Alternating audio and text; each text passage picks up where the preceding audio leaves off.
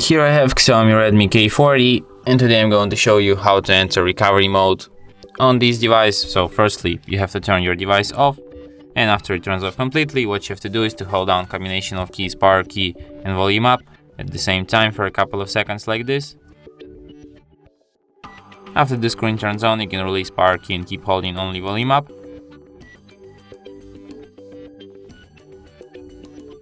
And after that you will end up in the recovery mode menu.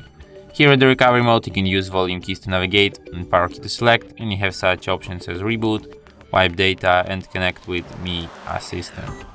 And here at the wipe data you can only wipe all data, and that's it. So if you want to quit this mode, just select the first option, reboot, and after that your device will be restarted as usual.